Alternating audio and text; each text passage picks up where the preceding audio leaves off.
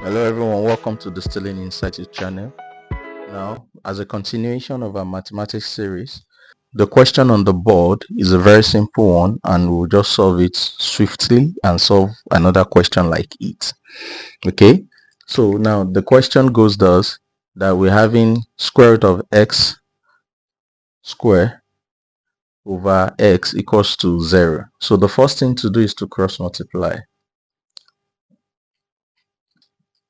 When you cross multiply, it gives you this. Then that gives you square root of x squared equals 0, because x times 0 will give you 0.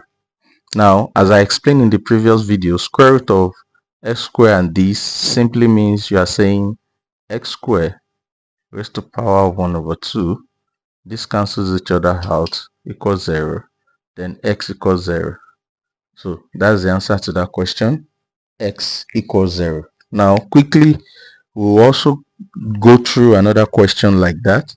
This question, x minus 1 over g equals 1.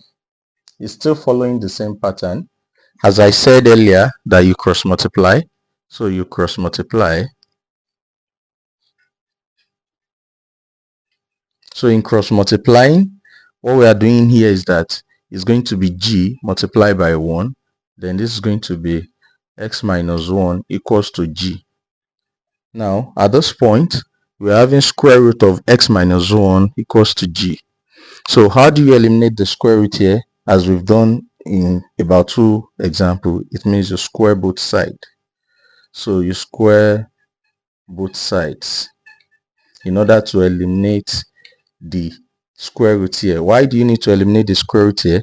It's because what we are looking for is x. The question says find x. So since we are looking for x, we need to look for a way to make sure x is standing alone and every other digit of value are on the other side. So by the time you square both sides,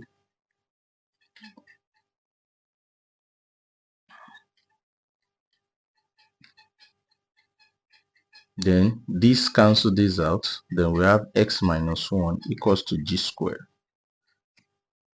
Then at this point, the next thing is x equals g squared plus 1 by the time 1 is going to the other side, and that gives you the answer. Alternatively, if you don't want to go through this pattern, you can as well say x minus 1 plus 1, if you add plus 1 to both sides, equals to g squared plus 1, because you're adding plus 1 to both ends. Then minus 1 plus 1 give you 0. Then x equals g squared plus 1. It's still the same way. So the answer to that question is x equals g squared plus 1. So the take-home assignment for this question, I will not ask exactly something similar, but a question that will be solved in our next class.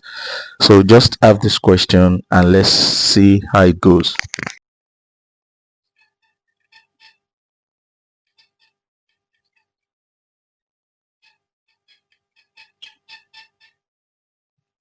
So if you're able to solve this question, have a lost your answer in the comment section.